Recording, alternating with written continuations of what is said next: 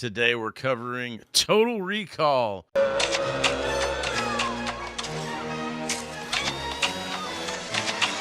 don't know how it compares to RoboCop, but there were over 3,000 squibs that went off in this movie. Dude. Please don't clip this in, dude. Please. It's happening. You guys know, like a few years later, like Brandon Lee was like, I don't need squibs, guys. Oh, no. I can't help but think of that scene on Saturday Night Live with the Taster's crystals. How dare you! They'll be here any minute. They kill you all. What the hell is he talking about? Thing from Idiocracy that they use, like the drill dozer. Oh, yeah. Melina takes him to see Quato. Quaid, start the reactor. 4, 3, 2, 1. Cue music. What is it that is exactly the same about every single vacation you have ever taken? I give up. You.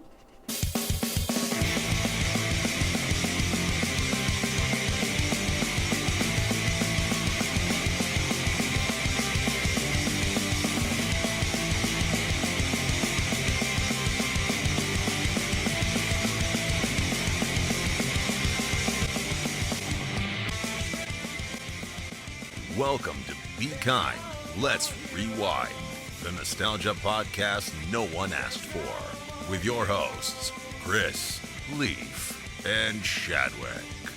Hello, I'm Johnny Cat. Where can I take you tonight? What's up, everybody? Welcome back to Be Kind, Let's Rewind, the nostalgia podcast no one asked for. Today we're covering Total Recall. Starring Arnold Schwarzenegger, and we have our special guest, Mr. Gibbs, aka the Gibster, joining us back again. So thanks for everybody that contributed to bring him back. You're gonna have you're gonna be lifting some heavy weights for us in June too, man. So thanks for coming back, Gibbs. I've been working out, so I'm ready for it. Before we get started, of course, be sure to like, subscribe, tell your friends, buy some merch for Christ's sake. And guys, let's jump into it, man. Total Recall. Iconic, classic movie, one of all of our favorites. Where do you first remember seeing this movie? And I'm going to default to the classic network television for me, and I didn't see it uncensored. I don't believe till I was down at Leaf's house one night in a sleepover when I was I was like 12 or something, and I was like, holy shit, do all girls have 3 boobs? I never seen that part of a lady. Do they all got a head like that? Yes. Leaf, where did you first see this? Dude, man, this is another my rich friend Trey's special basement episodes, dude. His dad had all it. I saw every single Arnold movie, I'm pretty sure, over there. Yeah. Because he had, obviously, the uncensored tapes. They were on HBO, obviously, on occasion, you know. Obviously. Yeah, man. And, dude, like, I watched Running Man over there. I watched the Total Recall over there, dude. Nice. It was just, man, they were the best, these movies, dude. Shadwick, what about you, man? I honestly couldn't tell you when I saw this movie first. I know that probably my first, I don't know. I know I saw Terminator 2 first. And Okay. I'm sure I saw Predator first. This one was probably on down the line for me. Right, when you start opening, peeling back the layers, you're like, wait, this dude's in how many movies? Sweet, sign me up, man. Yep. Gibbs, bring us home. Where do you first remember seeing this? I remember hearing about it whenever I was on the playground at school.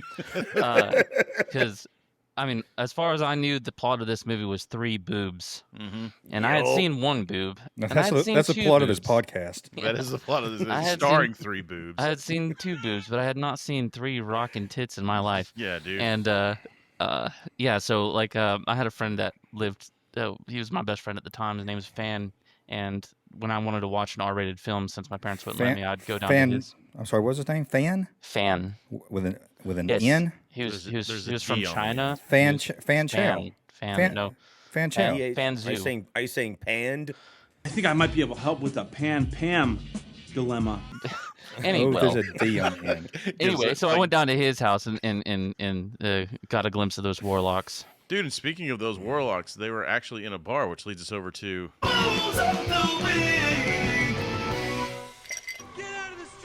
fucking bug? Dude, every time. It still makes me giggle. Man, today I've got to stay up a little late. Got some editing to do. I got myself some Black Rifle coffee with a little bit of Chattanooga whiskey in there, guys. And I'm telling you, I've gotten to where I just like black coffee and with a little whiskey. It's the best way to start my day before I go. Not every day. Anyway, Leaf, what do you got? I also got a little black coffee or a late night, but I'm going to chase that with some delicious land shark, baby. Oh, nice. Margarita Straight from early Saturday Night Live. The sharks are not on land. Shadwick, makes no sense. I mean, it's basically a formality probably till July, but what are you drinking today? Yeah. We already know. Yeah, Hey, man, Gibbs. you already know. It is the spicy pickle vodka. Oh, Texas crap. Texas crap. What? Look at Gibbs' face. Extra spicy. Gibbs is mad. Gibbs. And- all right, man. And also You go for the top so shelf. there it is, spicy the shade. Yeah. pickle. Shadwick somehow found top shelf spicy pickled vodka. it was the only spicy pickle vodka they had. Yeah, that's Sorry, funny. I live in the hood. We don't have that kind of fancy Yeah. shit. Gibbs was the OG from the original pickle The shot. streets. Gibbs, bring us home, man. What do you got? Changing it up today. I'm drinking a Cannabis, which is infused with Delta 9 THC. So good luck, everybody else on Go. the podcast. Second half Go of this easy. the second half of this podcast is going to be a lot of fun for me. The And a big second half chore of this- for you. Second half of this podcast, Gibbs is going to be doing his own fucking total recall in his He's brain. going to walk off and come back with an entire pizza. It's like, His head's gonna go down. He's gonna come up like, "You blew my cover." that's what I was going to say. His wife grabs him. He's like, screw you. Screw you. Also want to shout out last episode of the month. Shout out Travis, Rewinder of the month. Thanks again for all the support. And but guys, if you want to be our Jesus. next Rewinder of the month, be sure to engage with us on social. Send us some emails, some comments. You can even DM us if you don't want people to know you talk to us. We get that. We get that a lot, understand. man. We get it. But with that, let's get over into our topic. Sleazy. Total Recall. This one is one of Arnold's top movies, in my opinion, although he's got, a lot of them. This is one of my favorites. Fasten your seatbelt. Yeah, Leaf, go ahead and kick us off with some boring-ass facts. Absolutely. For the uninitiated, ladies and gentlemen, Total Recall is we are initiated, aren't we? Total Recall is a 1990 American action science fiction film based on the 1966 short story We Can Remember It For You Wholesale, directed by Paul Verhoeven, with a screenplay by Ronald Shusett, Dan O'Bannon, and Gary Goldman. The film stars, obviously, Arnold Schwarzenegger, Rachel Ticotin, Sharon Stone, Ronny Cox, and Michael Ironside. Nice. Hey, I'm sorry to interrupt you, Leaf, but I like to do it. Gibbs, this shit is really spicy. Oh yeah. The stuff Well, it that says extra spicy, sir. yeah, It's yeah, from but Tex I Arcana. didn't expect it to be extra spicy. Well, that's what you get on the top shelf, my friend. Yeah, you need to be It was bottom the dwellers. it was the next to the top shelf. Let me So- go outside, brave the gunshots in my hood, and then see if I can get... So I did find out that this script was shopped around for a while in Hollywood. Why are you saying it like that? Why am I saying that? What weird? Actually, almost got made 2 other times, and Patrick Swayze was the lead when they were filming it in Australia. It got shut down. Arnold, being the businessman that he is, I guess he knew the dude that was doing the movie, and he was like, "Hey, this guy's in financial trouble." He got with his money guys and was like, "Go buy the script," and then. After that, he happened to kind of had that in his back pocket, ran into Mr. Verhoeven in a restaurant, said, "Hey, I think he said, your movies are fantastic. Mr. Verhoeven. I watch them day and night." And he said he was a big fan of RoboCop. And what was the one before RoboCop that I can't remember what it was. But anyway, he was a fan of that one too. And he was like, "Man, I hope we can work together." And the next day, Arnold got his number, called him, pitched him Total Recall. I guess Verhoeven, as Arnold said, pissed on did some changes as every director pisses on the script to market, and then there we are. So Hey, No, it was originally written by Dan O'Bannon and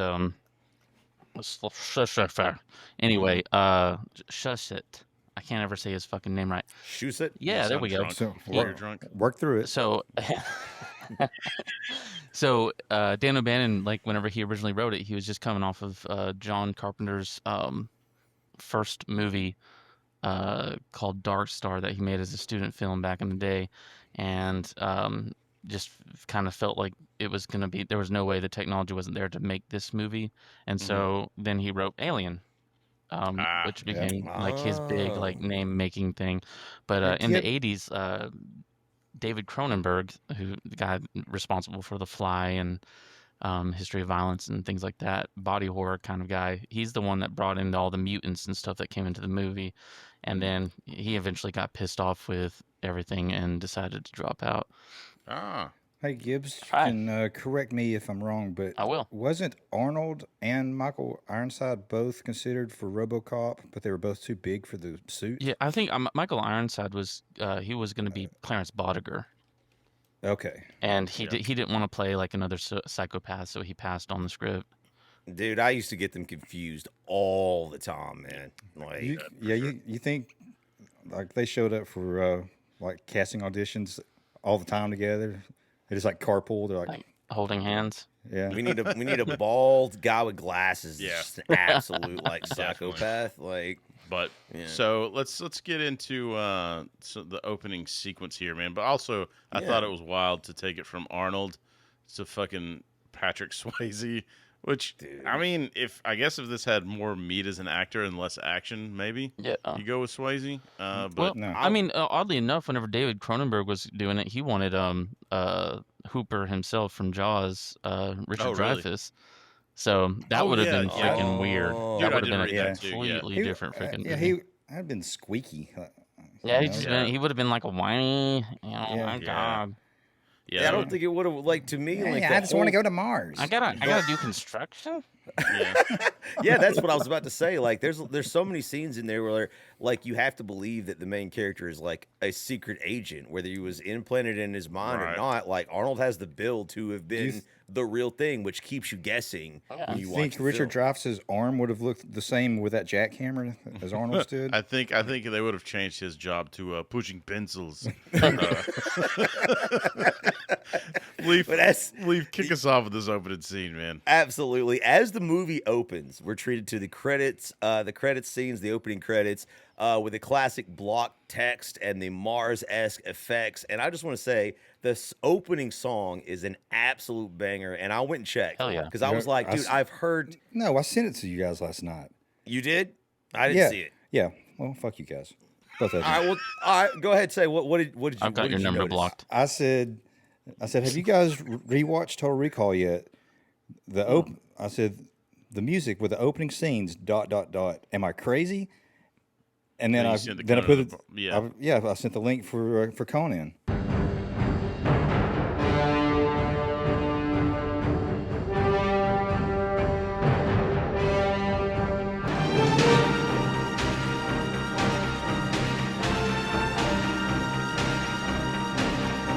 I didn't even see that, but I found it saw on that my and I own. just carried on with my life. No, Chadwick is exactly right. It sort of has that dun dun dun Yeah. dun dun. It's like that feeling. By It's the just way, like those opening automatically. credits seemingly go on for fucking ever. Well, it's They because do. we're no longer used to opening credits these Yeah, days. that's We don't probably have a why. whole lot of them. Yeah. So now when you see them, you're like, what the fuck is this shit? Yeah.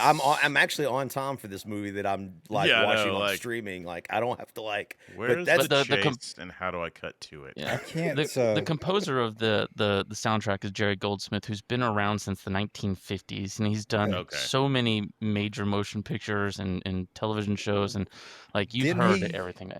Didn't he win an award for this soundtrack, or for that theme song? Oh, I don't know. I think Maybe he did, which is He kind oughta of to. shitty because it's fucking exactly like Conan.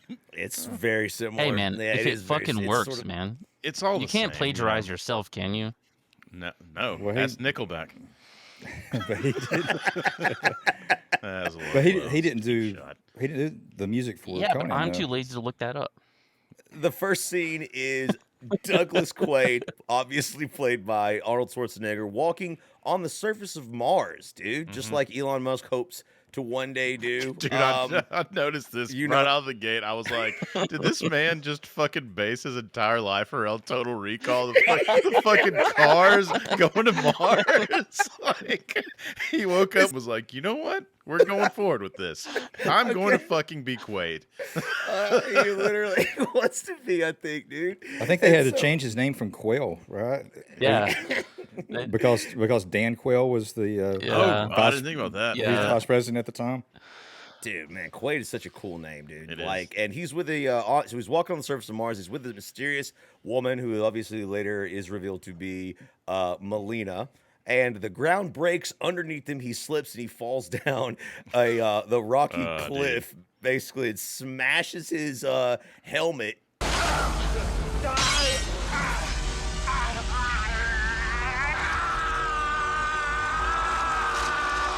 And immediately just starts to succumb to like decompression. I was talking to Gibbs before we went on air about this. These masks or special effects are the things of fucking nightmares. They are. Like when they're gasping for breath and their eyes start like bulging and their like tongue is swelling. Their tongue swells.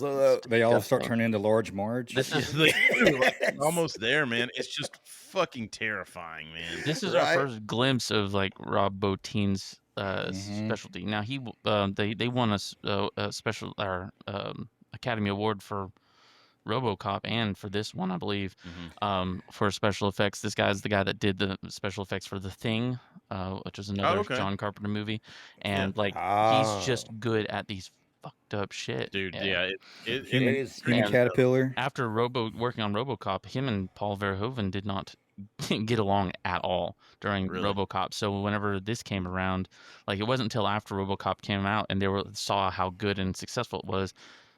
He had said, "I'm not going to work with Paul Verhoeven anymore," and then they got all that success, and Paul Verhoeven was like, "You do whatever you want," and gave him all this creative freedom. A lot of the story elements in this movie come from his special effects ideas.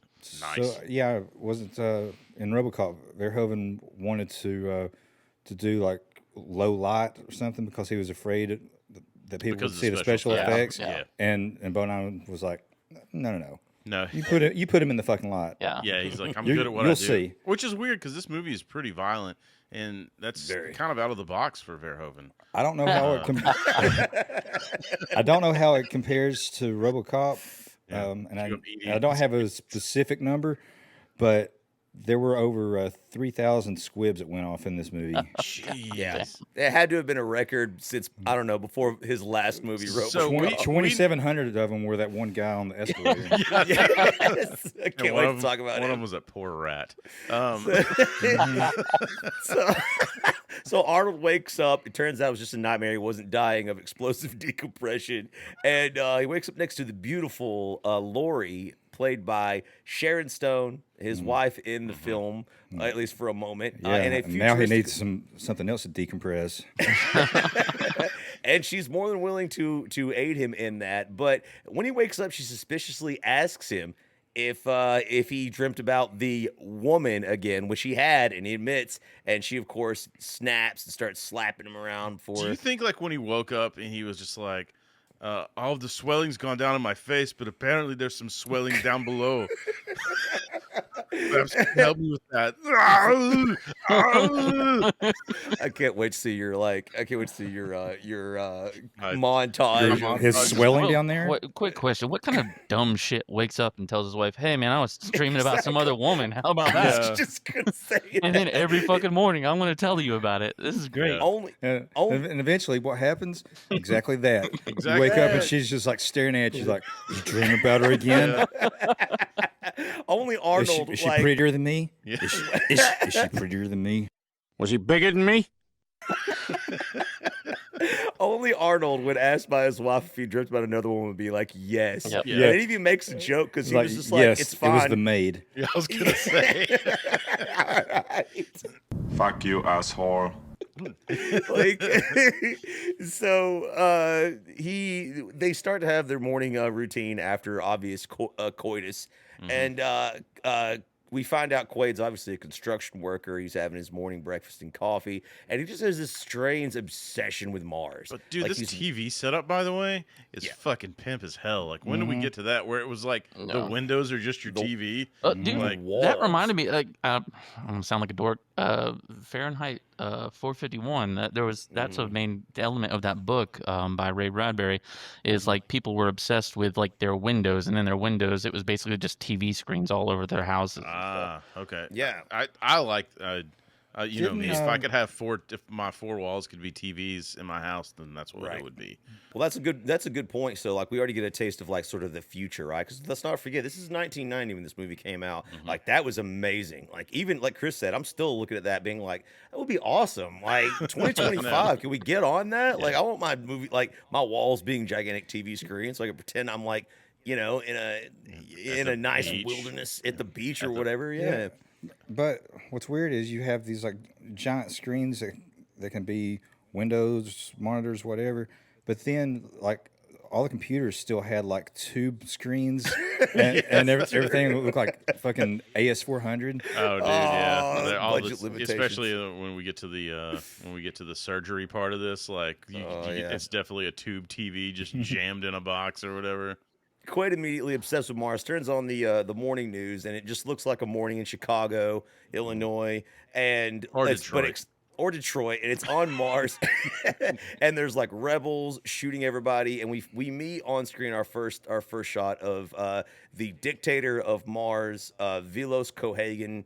Mars Administrator Velos Cohagen vowed that troops would be used if necessary to keep production at full capacity. Played by Ronny Cox, obviously dealing with terrorist attacks and unrest. You cocksucker! I work for Dick Jones! OCP! We just find out that Quaid's absolutely obsessed with Mars. He won't let it go on the way to the subway to work, on the way to By work. the way, all the futuristic shit going on, still got subways and goddamn jackhammers.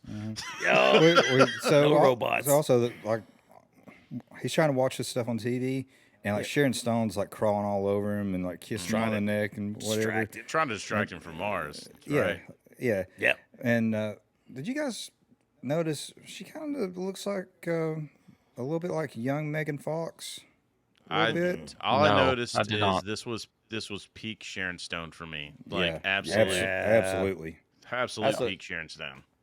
Yeah, my wife came in when I was reviewing this one, and I was just like, dude, everybody wanted to bang Sharon Stone Yeah. back then, dude. It was like she was it, dude. 2 years So, years man. later, she would make with Paul Verhoeven Basic Instinct. Nice. You know, he wanted her And to show do her it. vagina. Yeah, yeah. He wanted her to do a nude scene in this, and she said that she wasn't comfortable with it. And then right after this movie came out, she posed for Playboy. And She was like, I'm not comfortable Yeah, with that's what it showing is. my nudity. Hey, good for her. She held out. he's Yeah. like, you did really good in Total Recall. I'd like to see more of you. All right, Meg, let's take a look at that vagina. And so, being obsessed with Mars, on the way to in the subway, he sees a commercial for Recall, a company that implants false memories into your mind, giving you memories of vacations and things that you never took. Then come to Recall Incorporated, where you can buy the memory of your ideal vacation cheaper, safer, and better than the real thing. And he's immediately formulating a plan. Later at work with the jackhammer, he talks to his buddy Harry about going to this recall, and Harry immediately, suspiciously, also warns him not to go. He's like, "My friend nearly got lobotomized. It's a scam." Yeah. And you get this weird look too after this conversation, where the camera kind of pans and Harry's like, I don't know, like that, like something's up, like he knows something. There's all these little staring at You're alive. And a terrible shot. Terrible shot. But yeah, man, I noticed that this last time I like watched it again. I was just like, they drop all these little hints. Like at the end of this, we'll all give our theories on this, but it's kind of weird throughout the movie. These little clues that are being dropped, whether this is or isn't, you know. So Right.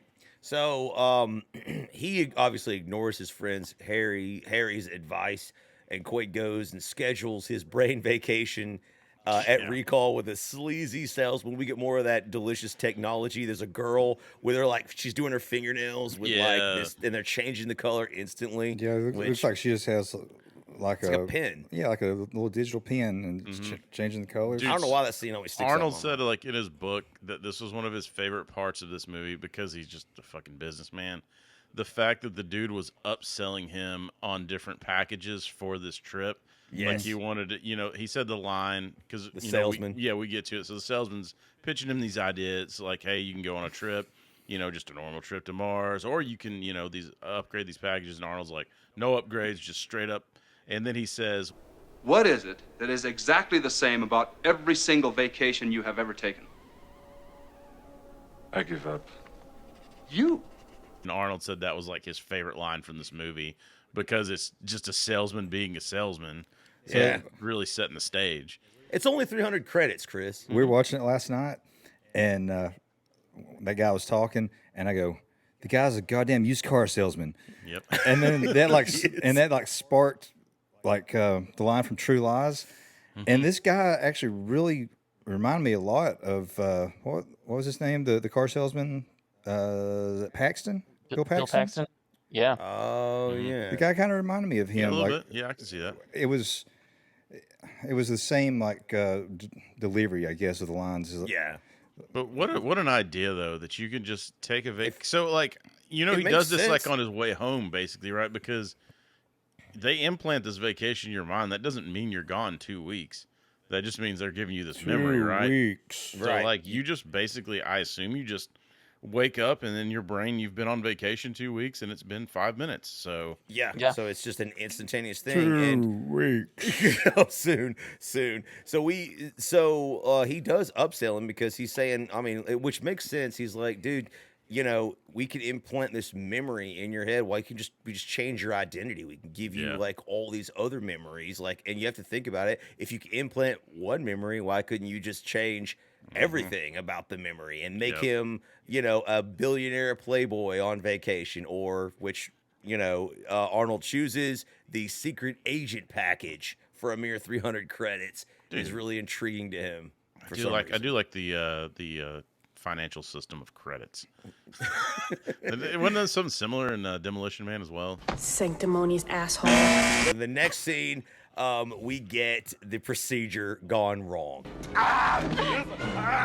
They put him in the chair, strap him down, like shoot him with the sedation in his neck. And dude, yes, all hell breaks loose. He wakes up. Well, they blew his cover. Yeah, he's screaming, "You blew my cover!" Like, they're gonna kill you. They're on their way right now. Like, it's just all hell's breaking loose. He nearly chokes the sleazy guy out. That's one of my favorite scenes because you hear like a crunching. I know, which is hilarious. He has to try to sedate him like 16 times with that goddamn shot that like one in the neck knocked him out, and that dude is just going to town on his leg with that like.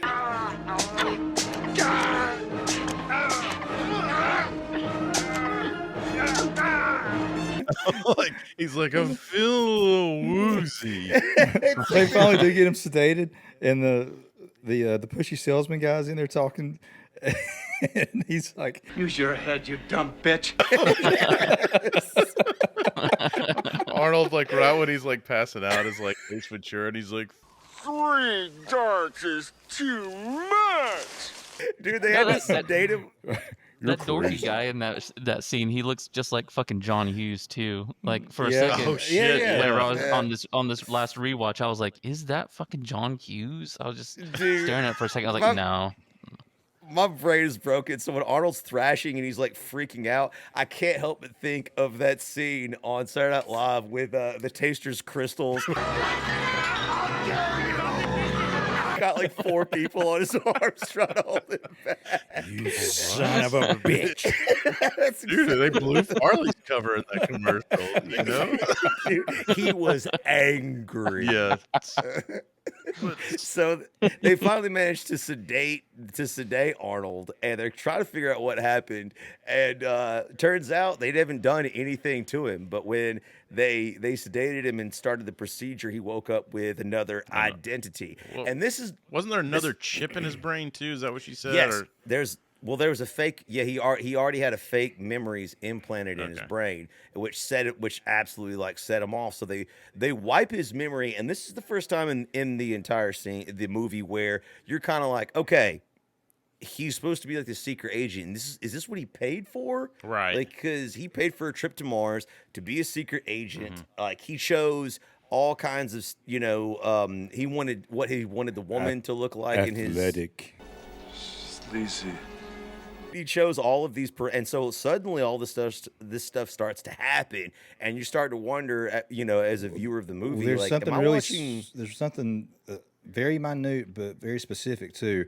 The John Hughes looking guy, as he's walking over there, he's looking at the implant. He goes, That's a new one. Blue sky on Mars. Oh, Yes. oh shit! Yeah, I never picked that up. And on the screen where it's showing like the alien stuff is the alien reactor, too. Yeah. So I mean, like that's saying that they just found alien artifacts on Mars. Mars, yeah. and they were showing some of that the alien stuff that was on Mars. So it's just kind of like you start to wonder. But they sedate him, wipe his memory, and dump him. And not Johnny Cat. Those things are creepy as fuck, by the way.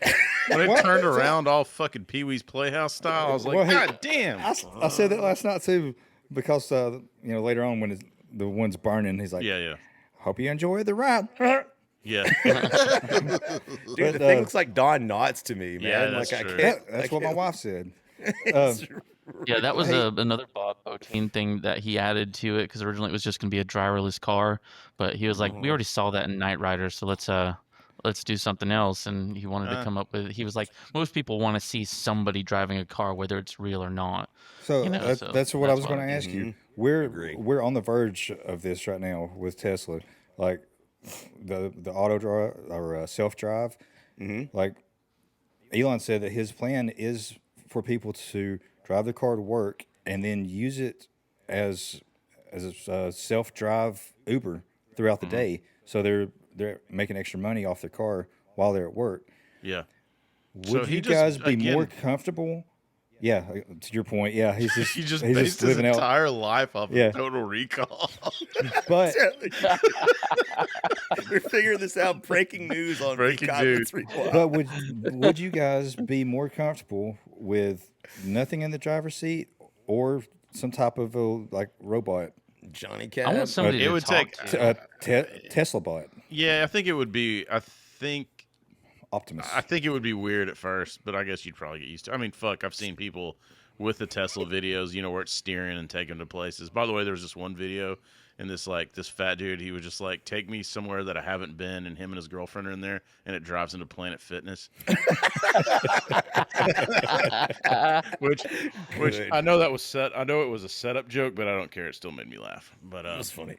That's funny. Well done. But yeah, I don't know which one I would choose, but in this reality, it's this creepy animatronic looking robot, and it's funny. It's a recurring joke for a little while in this. I feel like he's gonna give me a malt at the Shake Shack later on. Right. I really I want somebody there that I could talk to and lie to. Yeah. Just fill them full of fucking lies, Tell and them then you're leave their secret lies. agent. Then never see them fucking again. And I'm like, man, that guy thinks I'm an astronaut. That guy is stupid enough to think I'm a fucking astronaut. Even if it's a robot. I don't care if robots believe me or not. Chris, you don't have to answer because I know you, but do you guys prefer to have a talkative Uber driver, or would you rather him not talk to you? Yeah, you know my answer. Yeah. I like to make them very uncomfortable. Be like, do you feel safe driving an Uber? As you're just pushing two knuckles in their back. Yeah, you guys. You guys don't even check the bags of the people that come on your car. You know how to get blood out of her shirt? Gives like 7's the key. 7. Where's the tampon dispenser back here? You ever consider wrapping all this in plastic? Yeah. squirreling on a branch, eating lots of sunflowers. That's my uncle's That's ranch. my uncle's ranch. Wise tale from the sea, Gibbs. Oh boy. So the Johnny Cab drops Quaid off at his home, and he's immediately attacked by his coworker Harry and several other armed men, who he dispatches in brutal fashion in an alley. Straight out of the fucking goon casting from every like mafia movie I've ever seen in my life. Dude. Every time I see that scene, the one part that sticks out is him just bumping two guys together. And back then, like back in the 80s and 90s, that was always a thing. They just always bumped the two guys. That fight is. I want to play them side by side because I think they're almost shot for shot. The fight with twins, yeah. Yeah, in the club or whatever. Yeah. Yeah, I think honestly, I think the Stooges started this, or they're the first one probably that would be you could find any like the knocking two heads together, but wrestling fucking went rogue with it. Like pro wrestling had that spot in every goddamn tag team match for every night, probably from 1970 to fucking 1990. Well, shit. In this one, it doesn't even look like they butt heads. It looks like they just knock guts together, and then they're just like incapacitated. They knock guts, and he's like, "Oh my gabagool!" Two blobs from Marvel just beating the shit out of them. A couple of swashbucklers, huh? Yeah. Dude, they actually look like some of our dads. Like they don't look like trained killers under it. But I mean, maybe that's why he beats them so easily. Yeah, that's true. Yeah, that's what 40 looked like in 1990. Yeah, right. But we do so. But Arnold is forced to kill his friend Harry and Harry's thugs. But right before Harry reveals that he blabbed about Mars, and so now he was gonna have to murder him. And he's like, Arnold I gotta kills murderalize you, boss. Said we had to do it, or I don't get in my gabagool. He's one of the Sopranos thugs. So he's dead. Like Arnold's forced to kill him in self-defense, and he runs upstairs to his apartment where Laurie greets him, and he tells her like everything that happened. And he goes to the bathroom to clean the blood and all of the he has to show her the blood on his hands so she believes him. And because she's first like, oh, you're just having a panic attack, you're hallucinating, and then he tells her he went to recall, and that's when she changes. Doug, nobody tried to kill you. They did, but I killed them. Lori immediately almost turns into a different person. You see her get on the phone with some random guy. You don't know who it is. We find out in just a minute. But as Quaid comes out of the bathroom, he's washed his hands of the blood. Like somebody in the shadows opens fire on him. Turns out to be Lori. He tackles her, and they have this epic fight where she repeatedly, now and later in the film, hits him in the crotch. Dude, she's a trained fighter, and she's definitely giving me some Sonya Blade vibes in this with the leggings and everything. Oh yeah, that workout outfit. Yeah. And you know what I said last night? Her kicks are better than Patrick Swayze's.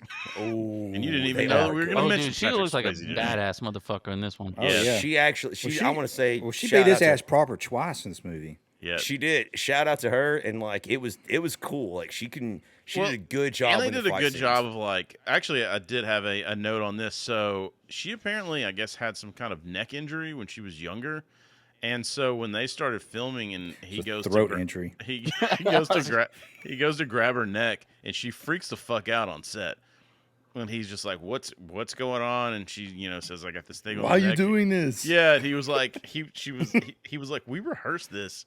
Like, why didn't you tell us? We could work our way around it or whatever." She ended up being a champ and then was okay, but I guess she was a little difficult to work with in that sense of it, what Arnold said. But I do like this fight scene. She loosened up in the next movie. She's whipping his ass. She's like kicking him and all this stuff. And then Arnold just straight throws her across the fucking room because that's what would really happen too. So I was like, good job. Exactly. So it actually is like one of the more believable. It's better than the fight scene with the dudes in the alley. Man. Yeah, it is. Yeah. She grabs a knife. She cuts him. Like the whole thing drags on for a little while, but he finally gets the upper hand. Gun to her head. He forces her to talk, and she tells him the first big sort of mind-blowing moment, like in the film, that he isn't actually Quaid.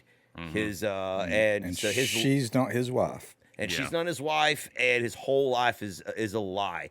That he actually had his mind wiped and everything. Yeah, and he had just only been in that apartment with her for like 6 months. So I think like you barely catch it in passing, but she's like, you may want to go get yourself checked out. She does mention that under her breath as he's grilling her. So he knocks her out and escapes. She's like, right? sometimes people that go to recall, it burns when they pee. Like, I don't know why, but you might want to just have it checked. Totally unrelated to me. Yeah, it's all recall. It's all recall. Don't worry about me. It wasn't me making your penis burn. And so he knocks her out and escapes right as some thugs show up, led by one thug, the leader, Reactor, played by Michael Ironside, who, despite his orders to the contrary, wants to kill Quaid because it turns out that Lori is actually his wife and was on assignment having to bone Arnold. Don't touch her. And Michael Ironside would go on to be in Paul Verhoeven's Starship Troopers. I really like that Paul Verhoeven sticks by his boys. Like, you've been in our movie. All right, we're cool. I really like that you uncovered a lot of this because I didn't ever really connect all these dots on these other movies that he had done until we did RoboCop. And I was like, oh shit, it's all making sense now. He's kind of like Quentin Tarantino. Quentin tends to use the same actors. I think a lot of directors do that. Because they know you can work with. Richard Donner with the Lethal Weapon folks, Christopher Nolan. Nolan. Don't walk away from me. It's fucking useless now, isn't it? I mean, John Hughes, you got. Yeah. Currently, Mike Flanagan seems like he has the exact same cast and everything that he makes. Who's zooming in? We got it. They're tracking Quaid with some sort of device on his body. We don't yet know how, but they're chasing him. He runs down to the subway. We get this awesome scene. It's one of my favorite scenes when I was a kid. He goes, and we see it earlier in the movie when he's walking to the subway. It's like this X-ray scanner, where you see his bones and everything. But he's got a gun on him this time that he took from one of the thugs. So, Gibbs, you said I think this is that was CGI. Yeah, the X-ray thing was CGI. It's one of the first instances of using CGI in a movie. And it was used well with this. I mean, we kind of got sloppy and silly the more. I mean, I think it would have been cool to see an entire fight scene with the X-rays. Yeah. But it looked great. I thought it looked really cool. I mean, he crashes through, and it's cool because you kind of see the skeleton back up, and then he jumps. I thought it was so. I think it's still a cool effect. Yeah, absolutely. And he barely escapes on the subway with the thugs in hot pursuit and ends up at a Comfort Inn. No, he actually checks into a hotel. Super 8. Yeah, right. And gets a phone call. If you want to live, don't hang up. What do you want? They've got you bugged. They'll be busting down your door in about 3 minutes unless you do exactly what I say. From a mysterious man. FaceTime back in 1990, guys. Absolutely, it is, dude. Yeah, you could see him, dude. We knew it was happening. I know, and that's where Elon Musk got all his ideas. So figuring it out right live. And so this guy helps him out. Some random dude is like, listen, they're tracking you, and Quaid starts looking around his body. He's looking for these. Don't bother checking. It's in your skull. Yeah. You can't get rid of it. Wrap a towel around your head. And how funny is that? Single. He's in this place. Every building in this goddamn movie has poured concrete walls, and the signal has no problem getting through that. But wrap a wet towel around your head. I just have to assume that Verhoeven was had a side bet, and he's like, I bet I can make Arnold wrap a towel around his head. Turban-esque. Yeah, I bet you can't do it. And he's like, fucking game on. It's like a fucking a Swami or whatever. Yeah, the stranger tells him that they were buddies from the agency where Quaid evidently used to work, and he leaves him a briefcase outside of a phone and tells him to come get it, which is one of the funniest scenes. Some old lady is walking by before Arnold can get to it. You see her trying to pick up the suitcase. Fuck you, you asshole! Why is that in these movies? These passing ones from Demolition Man. It was fuck you, lady. There's always these people, old or young kids, yelling fuck you. It's funny. Dude, it's an old person. It's the fish out of water. They should not be saying that. But he's still got the towel on his head, looking like fucking Chris Berman picking Sunday games in the early 90s. And that's when the whores move in. Yeah, it's true. Yeah, that's another one.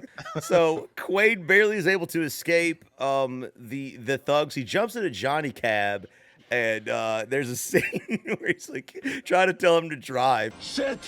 I'm not familiar with that address. Would you please repeat the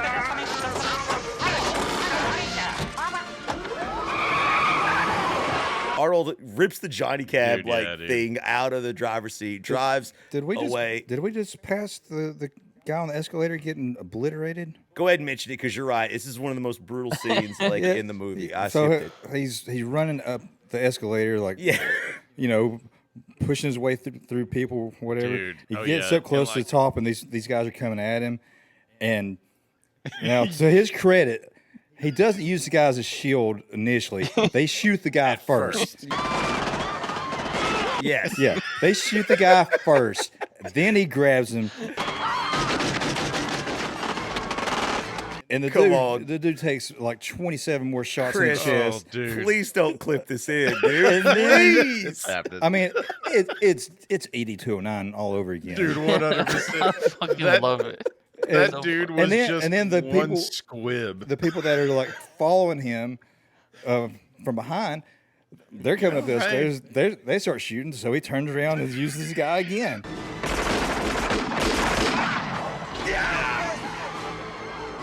That dude is like, he's just a fucking stunt guy. That guy was just. He's that, like, all right, that man. dude was just at the airport trying to go see his grandmother. He's like, what have I got on the docket today? And they're like, oh yeah, man, get your suit jacket over there. And he's like, and 52 squibs. And they're like, yeah, for the first take. Yeah. Paul Verhoeven said that he a lot of the actors were scared of using the squibs, especially like the ones on the forehead and stuff. Oh yeah, getting the thing. So he did it himself to show him, like, and he was like, I wanted to show him, it's not even scary. I'm not scared or whatever. And he was like, I was scared to death, but I didn't tell him that. My God. I just imagine like that dude must have looked similar to like a producer's ex-husband or something. she's like load him up with squibs. Yeah. and after they shoot this guy 500 times, then Reactor fucking steps on his chest when they're walking by.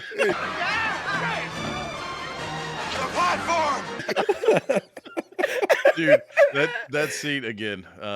Verhoeven not usually using that much gore, so good job. That's just new to him. I did notice about the headshots though, real quick. The headshots I did notice, especially with big names when they get shot in the head, it's a quick cut, and there's just the makeup here with the bullet entry, and you never actually see like it's the fade away, when the bullet happens with big names. With extras, fucking sucks to be you, buddy. You're gonna have a squib explode on the back of your fucking head. You guys know, like a few years later, like Brandon Lee was like, I don't need squibs, guys. Oh no. Is it just me, or when you guys rewatch this, do you start laughing as soon as you see that guy with his backpack on the escalator before the scene starts? I start laughing. Dude, it's like one of my favorite scenes of all time. You know why? It's funny is because it's like that shit Sean used to do, where it was just like, it's like, I can't wait to go visit my grandma, like Shadow's saying, ain't nothing bad gonna happen today, The backpack was just filled with presents for his kids. Just even more tragic. He's the real one that had 5 kids. He had a son on the way, Shadwick. He had gifts. My birthday is on July 14th. Yeah, he's my ready. daddy's coming home on July 14th. I'm gonna see my daddy for the first time on July 14th. Good call out, Shadwick. That's a really important scene we almost forgot. So Quaid eventually does finally escape to an abandoned construction site, I guess it is, unfinished like concrete and stuff. And he opens the briefcase that his friend gave him and finds all of his little magic bag of tricks and secret agent stuff. There's fake IDs, there's money, there's like a little watch that has that creates a hologram of whatever. Yeah, like he's that'll doing. ever happen. Man. Dude, Elon, get on that one, bro. Yeah, lagging behind, dude. It already happened. Really? There's concerts with him now, man. Oh, that's true. But I want one on my wrist. Yeah, dude. I want one of those. Man, this is amazing. So also, he opens the briefcase and a screen comes on, and it's himself. Yeah, what a mind fuck this would be. Like, you're already like, everything's kind of wacky, and then you're talking to... Now, of course, now with us, in today's world, like, almost every video you see now on the internet, you're like, is that fucking real? Like, is that AI? Or is that, like, you start... So now this is a little more believable. That Except for all the baby videos. Those are for real. It's believable in my life. I'd be like, fuck, man, I've been drunk so many fucking times. I had no idea what I would have done that. Well, actually, like, so on Rick and Morty, Rick did that where he got obliterated drunk on one episode, and he was like setting all these traps, and then so sober Rick had to solve the traps to free them from it. So like, it's just, that one tracks. It's just drunk Chris trying to prank himself. Why don't you tell that story? Yeah, didn't you do that? Yeah. We were playing beer pong that turned into liquor pong, and I started to black out. Liquor what? Pong. Liquor pong. But so Leaf was there, and I think Gibbs was there too. But I just remember being like, "You were there, and you were there." I feel my like consciousness leaving me. And then I just start bothering Leaf. Apparently, I was told all this the next day. I fell down. I fell down on the couch, and I hurt my ribs and started laughing really hard. And Leaf's like, "Why are you laughing?" And I said, "Because I'm gonna wake up and not know why my ribs hurt. That's gonna be really funny." And then I was like, "Oh shit! Help me put this Reggie Miller jersey on." And he's like, "Why?" And you're like, "Because when I wake up, I'm not gonna know why the fuck I have a Reggie Miller jersey on." And then I tried to sleep outside, but everybody made me sleep in my room. But so I slept on the porch outside. I had a porch outside my room. So were the three things to what? Because I kept telling everybody it'll be funny when I wake up and I'm not in my bed. And then so when I woke up, the first thing I said was, "Why the fuck am I on the porch? Why do my ribs hurt? And why the fuck am I in a Reggie Miller jersey?" So this is when we get the iconic scene of him explaining to himself kind of what's going on, and he's got to get this fucking tracking device out, which is another special effect here that is it's nasty, dude. This is just gross. He says, "Shove this up your nose," and when you hear the crunch, you've gone far enough. Like, just pull it out of your head.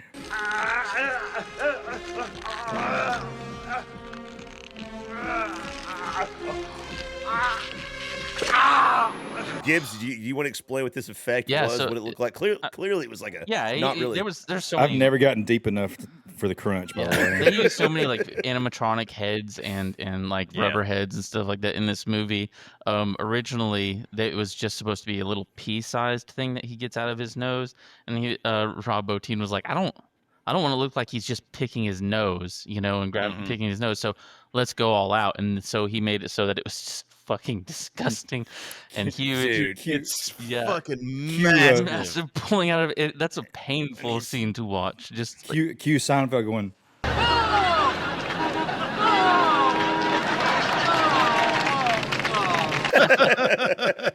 Dude, it's so awful. But he pulls this thing out of his skull, like through his nostril. It's not even big enough to come out of his nostril, but when your head's made of rubber and animatronics, it's fine. So he gets out the tracking device, thank God, puts it in a piece of like candy bar or whatever that he's eating and tosses it to the rats right as the big bad guys show up. But before he runs out, he does destroy the laptop with the message to himself, and he tells himself basically that he was a former agent of Mars gone rogue, and he basically tells him that his ex-boss Cohagen, the Martian dictator administrator, is after him, and he needs to get your ass to Mars. That's just on repeat over and over. Like he destroys it, but that's still going. Like get your ass to Mars. The reason they repeated that, originally they had a scene where he's boarding the shuttle to go to Mars and all that stuff, but they ran out of money, and they didn't want it to be too jarring, a really jarring kind of thing. So Paul Verhoeven made it so that it repeated, so that you understood that this was the transition to get over that's to fucking that. Smart. Oh, that actually, smart. dude, it made that's a famous line like in the film as it repeats over and over. So when the thugs get there, like Chris and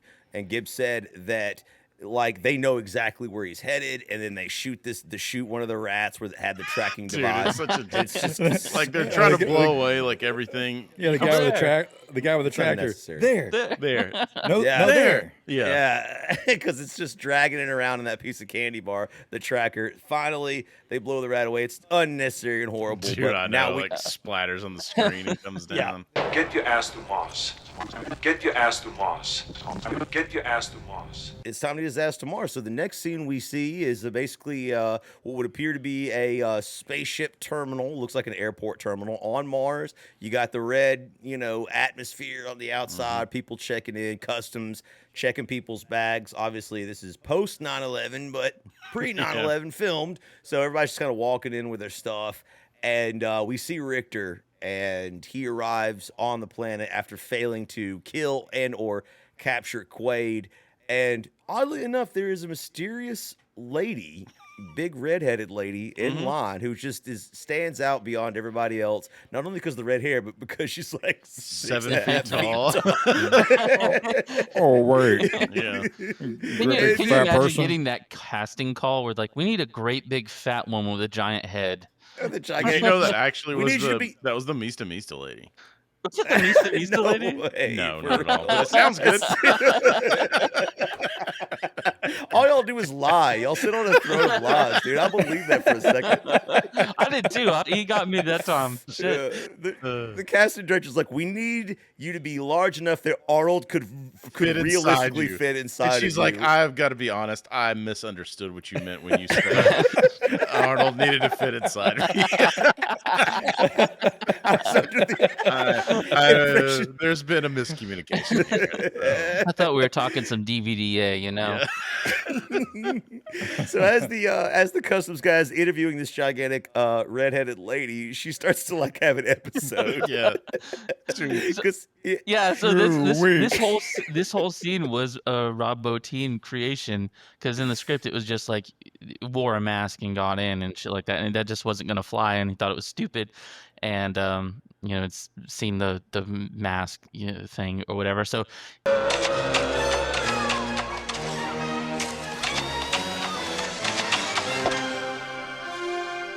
he spent a lot of time thinking up this idea, and he was like, what if it's not like a mask, it's a mechanical thing? So he has to come up with something. That's why they had to find somebody with a huge head and a massive body. So cool. And then they were like, well, if he can do that, why doesn't he do that throughout the movie? So then he was like, okay, so it's because it malfunctions and shit. And so then in the scene where like he's like, okay, so now they've discovered him, why doesn't his goons just beat him up? And he was like, did I mention that the head's a bomb? So the whole sequence is just him trying to come up with a really good special effects, and it ended up being one of the most iconic scenes in the whole. Chris, didn't you find that was a practical effect? I right? thought that was CGI. It is not. That's a practical effect. Everything is practical. It's somebody had it. I forgot where it was, but they pulled it apart or whatever, and it had motors to do the the rhythm and cadence that you saw in the movie, and I was like, what the fuck? Like, I always just assumed that was CGI. Yeah, there's some really good editing, cutting around it to make it look that good. But yeah, from her face to that, like there's a cutaway and a cutback, but like it's so good. Like that's just and very inventive too. And I mean they do kind of get away from a lot of the, especially on Mars, like shooting. Like why don't they just shoot him there? And it's like, well, because you're gonna shoot through the glass and then everybody's gonna fucking die. So which actually happens. So now you know that like it's an ever-present threat. So as Arnold reveals himself to be the red lady, he tosses the head to the soldiers. It blows up and he makes a break for it. And as they're shooting at him, like one of them hits the dome and it cracks and starts just sucking soldiers and people like into the Martian atmosphere. He as the safety doors come down to lock the place down, Arnold manages to roll out and escape, and the doors are locked. Yes. And he manages to yet again barely evade capture from Reactor. And the big boss man, Cohaagen himself, is pissed. He calls Richter to the office, the principal, and has a little chat with him. The only thing I ever worry about is that one day, if the rebels win, it all might end. And you're fucking making it happen. And this is where we get all the backstory for Cohaagen and who he is. Basically, he's responsible for the Martian. It's like a fake element or mineral, tritium, I think is what it's called in the film. But he's responsible for the manufacturing of whatever this element is that Earth needs. And as long as he keeps that going and an iron grip on the rebels, he maintains control of the planet. If James Cameron had made this movie, he would have called it unobtainium. Yes. And so he tells Richter very expensive titanium. Yeah. he tells Richter to stop trying to kill Quaid because he needs him. He has a master plan on how to get rid of his only opposition, which of course are the rebels. And I don't know why these whiny rebels are so mad. They want air. They want clean, clean energy. air, energy. They're all being fucking mutated. Get a job.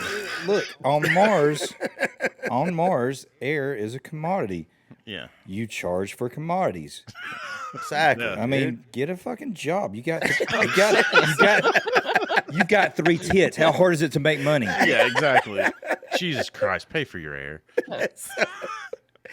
So he politely tells Richter to stop killing Quaid, or he's going to erase his ass. Yeah.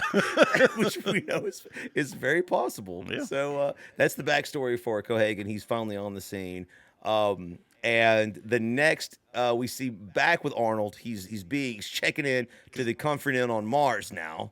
Yes. Where he's slowly putting it all together. Like the guy recognizes him, so he's like, "Oh shit, I was here before."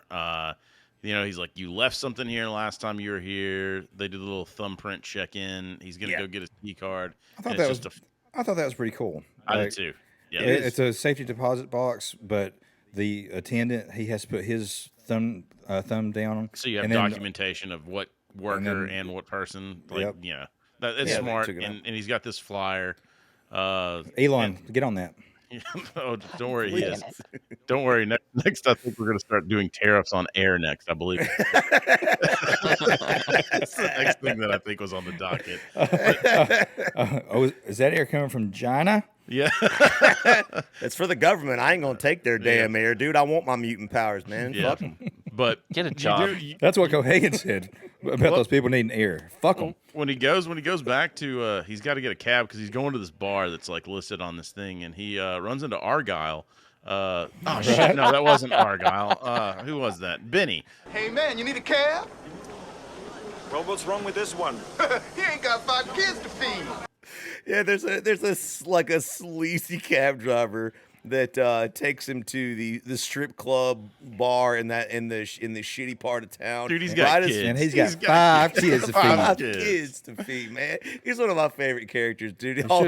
Sold some goddamn gold in his mouth. All his teeth are gold. Yeah. Like, it's so great, dude. Why? He looks like, what was the obsession with the fucking suicide doors back then? Like, every car in every futuristic movie, they all fucking... I just think it looked more futuristic because everybody was used to the doors opening. I blame Back to the Future. Yeah, the DeLorean. Yeah.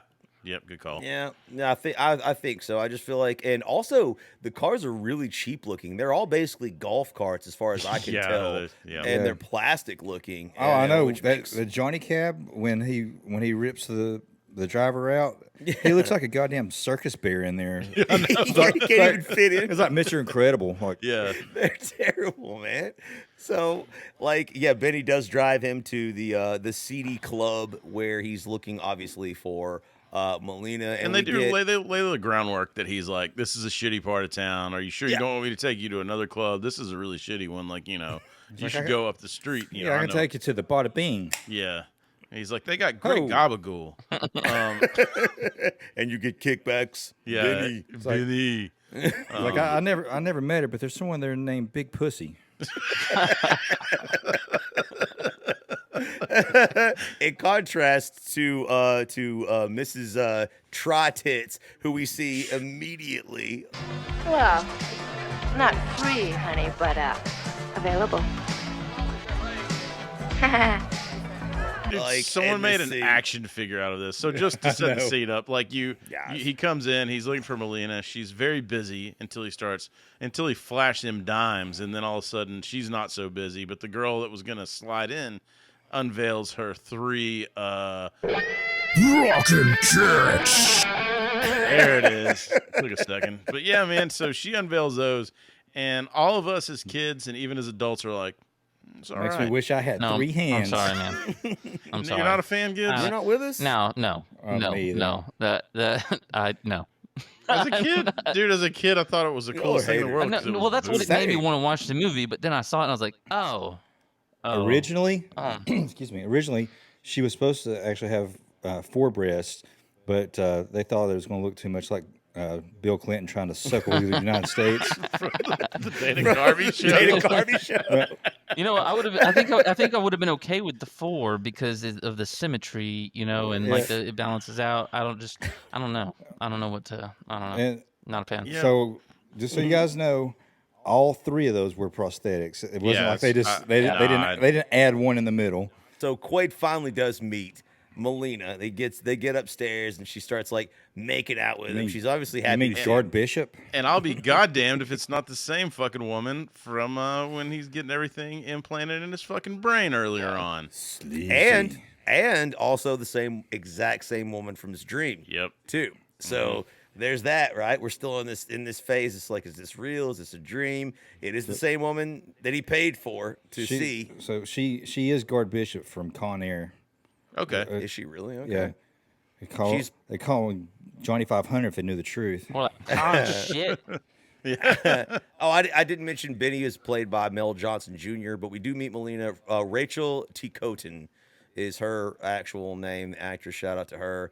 She after making out with him, immediately gets hostile, believing that Quaid is still Hauser, working for Cohagen. He tries to convince her that he's not that person any longer, that his mind got wiped. She doesn't believe him, slaps him, beats him up, kicks him out. That's what every abusive husband says. Like, that wasn't me. That was somebody else. Yeah. He wiped my memory, baby. It didn't mean anything. Yeah, it wasn't, dude. That wasn't even me. I had a chip in my brain when I banged her. I don't understand why you're so mad. Hey, Chris, remember that one time you yelled, "Oh, the government put a chip in my brain." Dude, I laughed myself so I nearly shit myself. I fucked it up. Whatever, man. All right, none of this matters. None of this matters, dude. So Quaid, feeling defeated, goes back to his comfort inn and has Benny drive him back, dude. And so he's immediately, there's a knock on the door. This might be the most important scene in the film plot-wise, right? Mm-hmm. Especially when it comes to what you think is happening. Yes, exactly. And he is confronted behind the door by Dr. Edgemarr, played by Roy Brock Smith. Don't worry, I'm alone. May I come in? What do you want? This is going to be very difficult for you to accept, Mr. Quaid. I'm listening. I'm afraid you're not really standing here right now. Who actually, we didn't mention this, is in the Recall commercial, like as one of the actors. Oh, who is, I didn't pick that one up. Then come to Recall Incorporated, where you can buy the memory of your ideal vacation cheaper, safer, and better than the real thing. He is in the subway. That's who's advertising. I did know the that Recall he's in Bill and Ted's Bogus Journey, and he's the assistant chief of Ted's dad. So deep cut there. When he started talking, I was like, I know that fucking dude. Oh. And then I looked it up, and of course, it's his fucking 3-second part in Bill and Ted 2 that I remembered. Yeah, Yes. he was that's because he's weird looking. Yeah, he's so strange looking. I'm looking him up right now because I think, he was in Tango and Cash. Okay. Okay. So he's had some bit parts in a lot of different movies, but the guy is creepy. But he basically tells Quaid that everything that's happened in the movie thus far, from the point that he went to Recall, is all a dream. It's part of the implant gone wrong, right? And he even ups the ante when he brings in Quaid's ex-wife, Lori, and she claims to be an implant into his memory too. Tries to convince him to listen to Dr. Edgemarr and take the red pill. Don't know where I've heard that before. Yeah, I wonder where that was to wake up. Also, What was your red pill moment? Oh man, dude, it was right here, dude. When I'm watching Dr. Edgemarr like try to talk some shit, dude, and so they basically tell him, listen. You know, you're in a recall chair right now, surrounded by your loved ones. If you don't take this red pill as a symbol to your own mind that you want to come back to reality, you're basically going to get lobotomized, like in this chair. And snap back to reality. Yeah. Oh, there goes Rabbit. I tell you, this scene kind of bothers me a little bit because he's starting to hesitate. You know, he doesn't know what's going on. Then he puts the pill in his mouth, and that's what bothers me. Is he actually puts the pill in his mouth, and I was like, no, don't do that. You don't know what's on that. Like, exactly. Yeah, there could be germs. Yeah, that was in that dude's know, hand. Yeah. And his sweaty fucking palms, sweaty fat palms. Dude, it was a fat palm. Oh, dude. I guarantee he's got sweaty palms. But you do see the one bead of sweat roll down his face, and so like so he's Quaid's- nervous because he's a goddamn liar. Right. He and is. So now you assume, Yeah. but he takes the most painful squib. It got to be in the movie. Oh, dude, off the back of doctor. the fucking dome.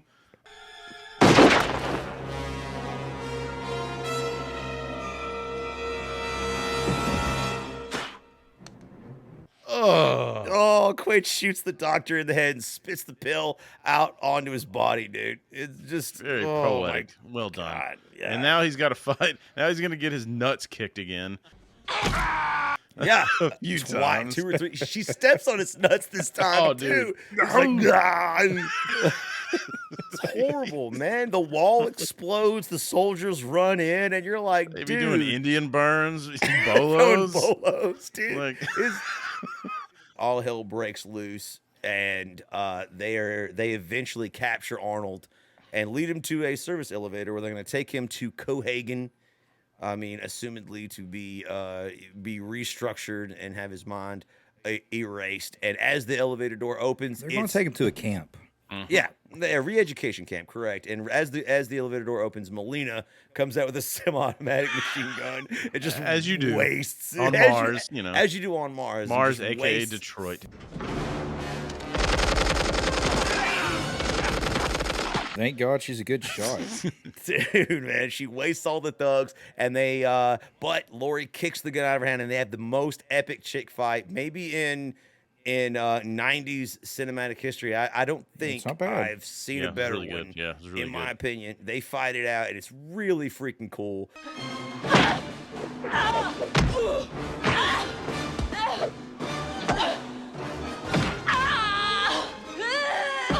Lori actually gets the upper hand on Molina, but Quaid has a gun, and he's forced, unfortunately, to the chagrin of all males watching, shoot Lori in the head and ending their. And you get the fucking line. Consider that a divorce. You know, you wouldn't officially. I thought it was a really weird way to end a movie, but no. the credits roll and that's it. But no, you get. I'm done at this point. Yeah. Consider that a divorce. Yeah, consider that a divorce is a Gets fucking like- line. Yeah. Like gets up and leaves the theater. But that's the famous line. But the funnier one to me was like, Melina's like, That was your wife? What a bitch. Yeah, and actually, that was Arnold's best performance in the movie, where he was like, yeah. Yeah, he didn't care. Yeah. He didn't care. He's like, she was. I don't He's mind like, it. he's like, yeah, but you should see her pussy. Just wait a couple years. You'll see it. It's Yeah. fine. So we find out Molina works for the Resistance. She came to rescue Quaid because Quato, the mutant Resistance leader, wants to see Quaid. So they have Benny drive them back to the CD bar for the, I guess, I don't know, this is the second time. Yeah. And they escape through a secret passage in that bar as Richter shows up. Which is pretty fucking. I love the fucking secret passage thing. yeah. I don't know why. They did that so well. Stop fighting and pull out. But they've got Quaid. They're protecting him. Perfect. Get out of Sector G now. Don't think. Do it. Yes, sir. So they do. The soldiers pull out as they're shooting in the bar. I swear to like, God, I all heard the that mutants are whole fighting. dialogue that you just said in a porn once. Yeah. There'll be no Don't going pull out. out. I got this under control. You Yeah. know, yeah. Good. It was a little It bit is- more. There was a little bit more moaning and groaning. And It is stuff. a weird one though, where they're like, he just tells everybody to go back, and you're like, what? Yeah, you're like, why are you pulling back? Like, you know, you don't care about the mutants' lives, so there's this big battle going on. Because you've already killed like fucking 1,000 of them already. Like, Right? This bar brawl. So as the soldiers pull out, the airlocks come down on the doors, and you see the big fan in the mutant Yeah. district like grind to a slow, and you realize they've cut off the air, and they're basically like, give up. give up Quaid, or you'll die, or we're just going to let you basically suffocate. Which, by the way, what a shitty way to go. But as this is happening, Quaid and Molina escape through the tunnels, and they actually escape out, and they don't get trapped in there with the rest of the mutant district. And Molina takes him to see Quato, the psychic mutant in charge, who has psychic powers, and it's just this parasite baby. Yeah, this was 1990, right? Yeah. So you guys, Arnold was with him in Twins, right? I was going to say, that's the dude that gets the cartoonish amount of chains dropped on him. Dropped on him at the end of the movie. Yeah, that's him. So they'd worked together before, so I thought that was kind of cool. Yep. Yeah. So that guy actually has a mutant baby like growing out of his like stomach. Teratoma. Yeah, dude. Actually, that leads me over to shit stuck in my head this week. Yeah. Well, he really flipped when he saw these. Quaid, start the reactor.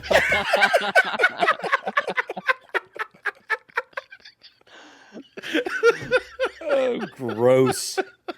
Thank you, Trey Parker and Matt Stone, out of nowhere for that. Nothing connected to Total Recall in that fucking movie. So episode.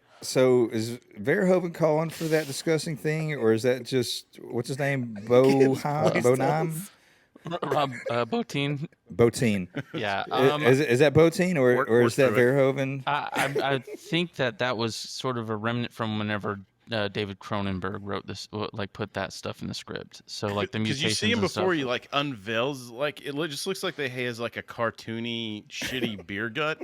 You know, like when if you're looking at it, and it looks almost like a pillow, where you're like, that doesn't even look that good. And then when you see it, you're like, oh my god, like it's so and it's awful, slimy and like he's crazy. You guys, if you don't know what it is, you need to. Oh, it'll be clipped. You need to search teratoma. Please take my hand.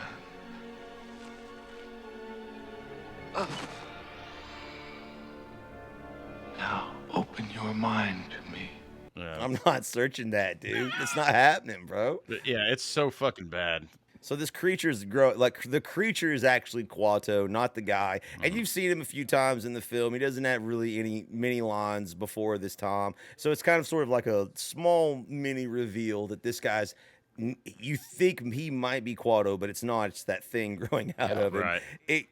And Arnold forces Arnold to take its little hands. Start the reactor. Take my strong hand. Yeah, yes, that's what I was thinking about, man. It's so like it reads his mind and basically unlocks the memories. Turns out Cohagen has this secret reactor that they dug up in the mines that it's like an ice core, and this alien reactor around it could generate a fresh air for Mars. But it was the ancient alien artifacts that they had dug up.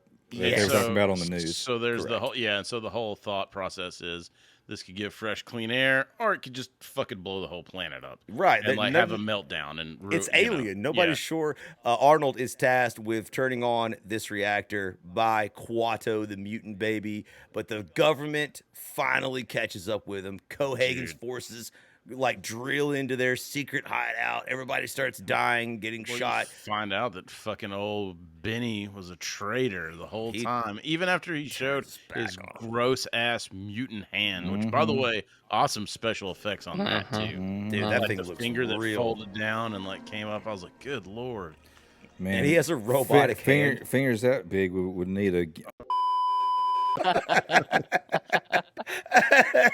I could see that one developing from 6 miles away. Yeah. Yes, indeed. Benny does betray Quaid and Molina and Quato, shoots Quato, and his final line is that Chris already played it. Ruined it. He already ruined it. He tells Quaid, start the reactor. Free Mars. And then they have that slow motion fucking bullet to the head there. Yeah. Dude, it really messed up on this scene though, because Arnold could have had the greatest line ever with "Domo arigato, Mr. Quato." Just didn't happen. Yeah. Throw that in Missed there. It was there. opportunity. Yep. What could have been, dude? Swing and a miss. If they would, They God, should if probably would just just remake it. consult with us. Yeah. It's fucking 10 years old. Yeah, right. I'd have been like, more farts.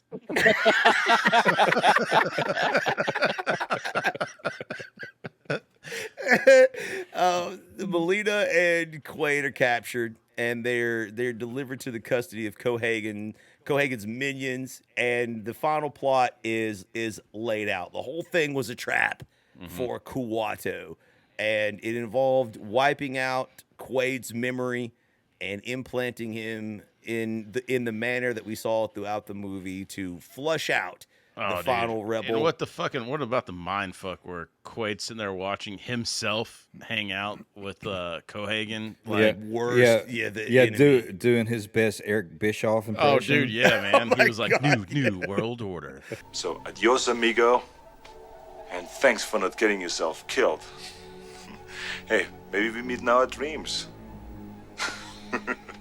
The final plot point is revealed, and they go to erase Quaid's memory and replace him back with Hauser, the double-crossing evil person. And this is why you don't want nerds working in the science labs, because they don't reinforce the shit out of anything.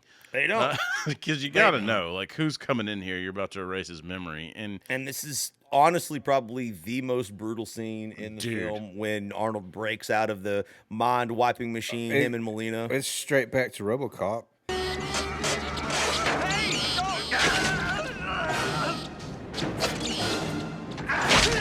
Dude, Yes. yeah. It's not quite the guy that turns into mush. No, bro. No, I'm talking about when he when he uses has the thing. spike in the his throat. spike. Yeah, And dude, the blood just fucking squirts out of the dude's neck. fucking, Arnold got that fucking money shot right by his mouth. Yeah. Fuck yeah. Yeah, Shit man. was awesome. We watched it at the cabin together when we were all like hanging out, and like that part came on. All of us who We're have like, seen this movie a million times, we're like, yeah. oh god, dude. It's We're like Step Brothers. high-fiving each other. And Yeah, dude, yeah. Quaid and Melina escape out of the brain wiping facility laboratory, and they run into old Benny. And it's straight in the tunnels, and Yeah, because Quaid thinks he knows the way to get to the reactor, and he's like, they're going through this like maze of It's just tunnels, a dead and end, then right? yeah, man, yeah. dead end again. Yep. And Benny shows up in a big like drilling machine. Yeah, like man, the it's thing from Idiocracy that they Yeah. use, like the little the drill dozer. Oh yeah. that's what it is, the drill dozer. but like Arnold has like a small mini drill, and we get this last scene where he kills Benny as he drills through the side of this thing and like turns him into like a milkshake.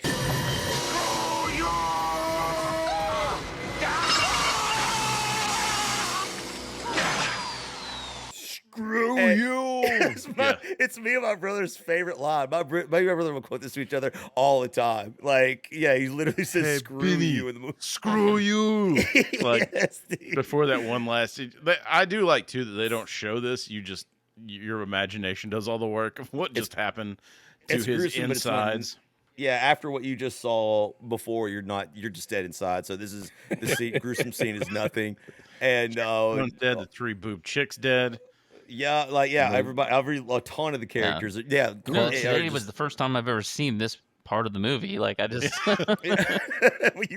thought it ended after Sharon Stone? yeah, no, died? Sharon Stone died. I walked out. What the fuck? Yeah. Pets' heads are falling off. Gibbs just pulled up his pants and left. So we're running to the final scene. Quaid and Melina actually make it to the big alien reactor, and they get to use all their like cool little holographic tech. I really like this scene. I always liked it when I was a kid. You know, Every time you say Melina, I think about the Tourette's guy going, Charlena. I always think of Mortal Kombat 2. But why is the handprint to start the reactor fucking the gatekeeper from Ghostbusters? Like, Dude. why it's one of those dogs' paws. They ran out of money. They had to reuse some of the Some of the Ghostbuster effects. They're like, Gozer, dude. yeah. Was it a shocker? I can't remember. There's something. It's close to that, though. Yeah. So there is a final confrontation between Quaid and Richter, and this is my sister's favorite line. It all happens at the very end of the movie. Hardly know her. Yeah, like before they're about to wipe Quaid's memory, he punches him in the face because he won't remember anything once his mind is erased. And he tells him, "See you at the party." Yeah. And so they have Quaid and Richter have a final battle on the elevator in which Richter gets his arms ripped off and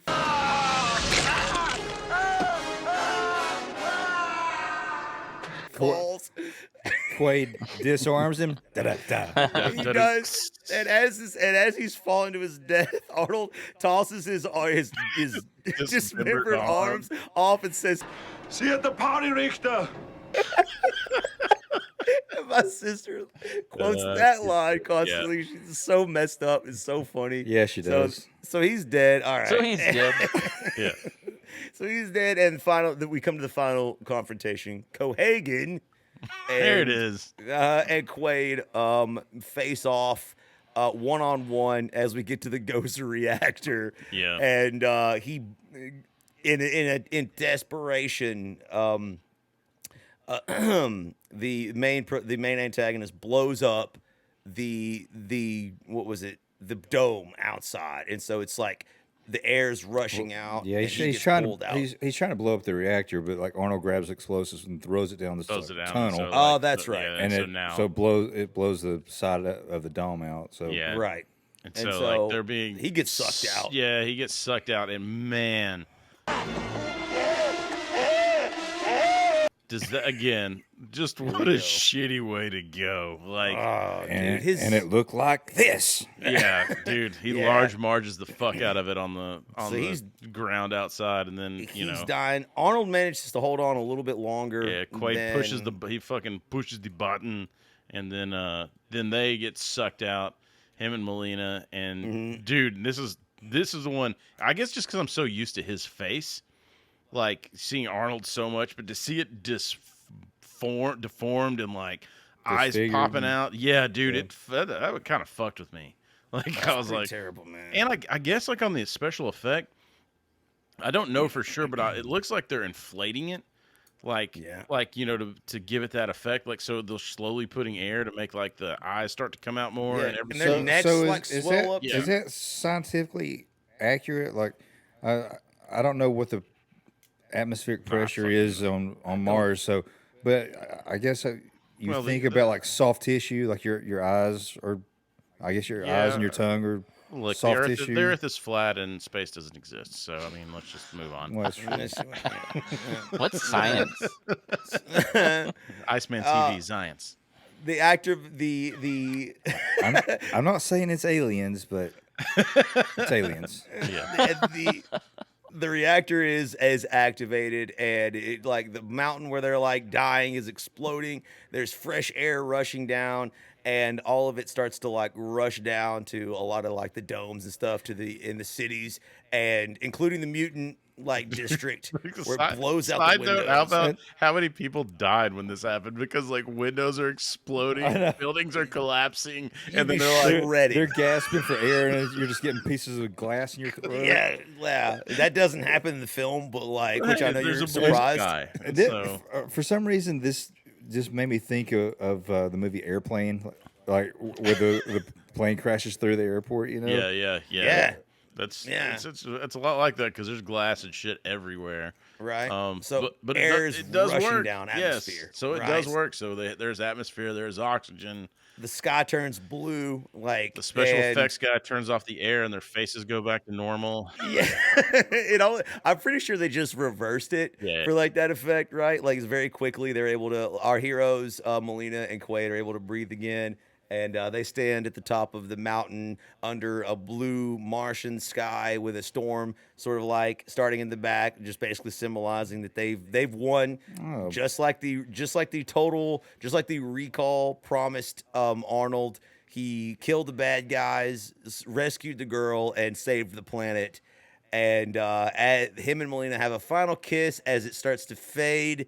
The movie starts to fade to white as it like pans towards the sun. And that's how the movie ends.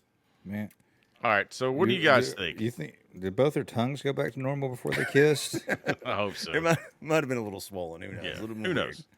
knows? What do you guys? Okay. So what do you, Gibbs? Let's start off with you because Okay. you're the expert on Verhoeven. What do you think? Was this all the recall in his brain? And if it was, it would have had to have started If very early in the movie. I believe it happened. I like to go back to the source material, where in the source material, like the original short story, everything was real. So that's kind of the way I take it. So everything in the movie like points to it being all a dream, except for there are a couple scenes where Arnold is excluded.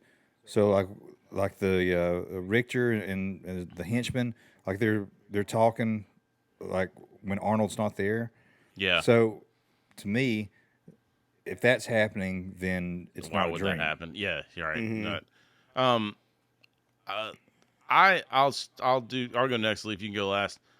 I always just assumed it was real, and then when I started going back and watching it multiple times, then I started kicking the tires on, well, maybe the program was from the very beginning. Like the very beginning of the movie, this is part of his 2-week vacation.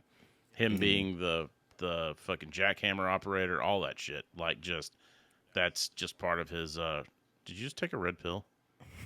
God damn it, Shadwick. Chadwick. But so I still think it's real, but I have started to become swayed. Leaf. I'm gonna be real. Like it's open ended. Obviously, I think you can make arguments for both. Which is like great you writing, by just the way, did. too, because we're still fucking talking about it. What? By the way, this movie is now 35 years old. Yeah, Verhoeven did that on purpose. Like he wanted to let the audience form their own opinion on Right, it. which They is great. Great reworked writing. the ending so that it could go either way. The only thing that he has confirmed is the first 20 minutes actually happen. Okay. That makes sense then. Okay. Well, so in my opinion, I think that it's real, honestly, and I think this is one of the reasons the conversation we're having right now at the end is probably one of the reasons that this is like one of my favorite movies. I think my favorite personal genre of movies are probably science fiction and fantasy with things that twist like that you kind of don't know what happened, or maybe you're kind of led to believe something is another way. That's why I also love The Matrix. The Matrix is also very high up there for me. Hold on, Gibbs. What did you say? Verhoeven confirmed that the first 20 minutes happened?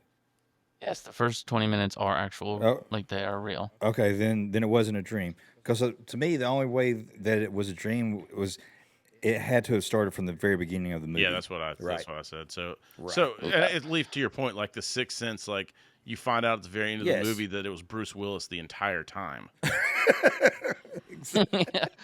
No, I think that this is like I miss these old genre movies, these science fiction movies where the future, every world in the future has some sort of steam problem.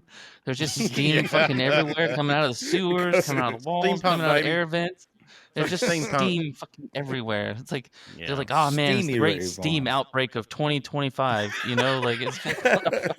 Do you guys remember the steam storms from 2027? Not yet. You will. You will. Is that when the alligators came out of the sewer? Yeah. Oh, mess up. All right. So last thing we do before we end this one, we're going to start just ending with what quote sticks out in your head. I'm going to start with the one that I've used several times already, but it's that's what I love that part in the movie, dude. I love that one, dude. Leaf, what do you got? Bro, I've got to go back with Benny, man. There's actually two. I didn't mention it because it's such a deep cut for my brother and I, because we always laugh. Our favorite one is "Screw you, Benny." Mm-hmm. Like that part, we constantly yell at "Screw you" at each other. Like that's funny. But also the doctor. The way that he delivers the line when he's telling Arnold Schwarzenegger to swallow the pill makes me laugh every single time, because Arnold puts the pill in his mouth and he's like, swallow it. Yeah. And so I've said that Vince McMahon-like. Yeah, dude, it's so funny. I've said that numerous times to my wife. Oh, wait, what? All right, Shadwick, your turn. We actually we didn't cover it, but when Arnold first goes to the bar, the sleazy bar, and he sees Taserface. The guy's like, you got a lot of nerve showing your face here, and he goes, "Look who's talking." Yeah, that's a great one. Gibbs, bring us home, man. I don't remember the word the quote line for line, but it was the scene that makes me laugh the hardest is whenever the holograms are going on, and he's like doing the ha ha ha ha. They think I'm Quaid. I am Quaid, and then he like shoots him. I lose my shit. Yeah. He said, "You think this is the real Quaid?" And he turns around and says, "It is." And he blows it away. That's what it is. So good, man. Every single time I lose my shit. Dude, guys, if you haven't watched Total Recall in a while, go freaking find it. It's still so good, still a banger, still great. Again, 35 years old, man. So, pretty badass.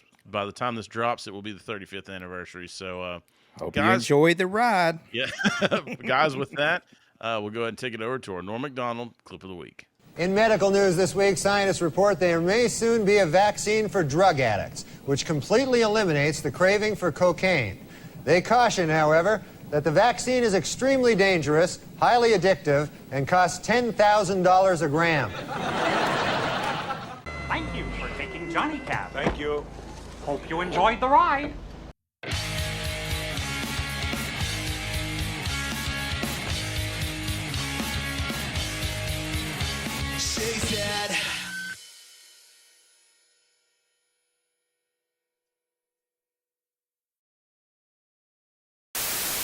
And it's got to be mentioned. This is in the bar. The guy whose head looks like an infected pussy.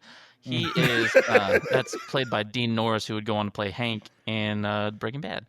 Yeah, I didn't know that. Completely unrecognizable to me. That was amazing. Because of the fucking gash. Yeah, it's weird how you can't recognize someone when they have a giant axe wound on their head. Okay, is that all in your system? I'm not moving on until y'all get all of the vagina jokes out of your system right now. How does he keep it so clean shaven? Black. If I don't say it, I'm gonna pass out. I like pink very much, Lois. Yeah. So anyway, his character's name is Yeast Infection.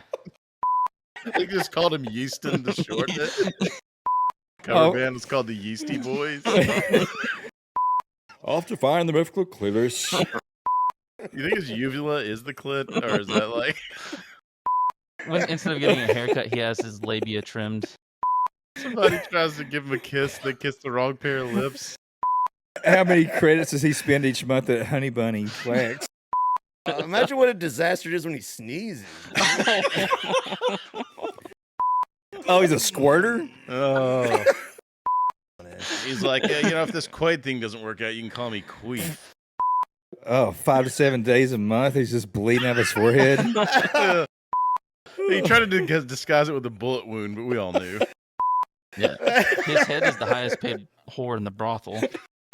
She could fit all of you in there, I swear to God. Just line up, boys.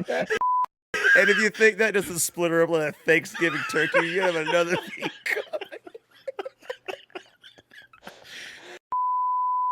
I'm done. All right. It hurts. All right, we'll count down and cut back in. That was gold. 3, 2, right?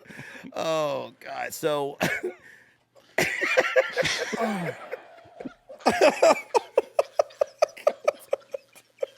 You idiot!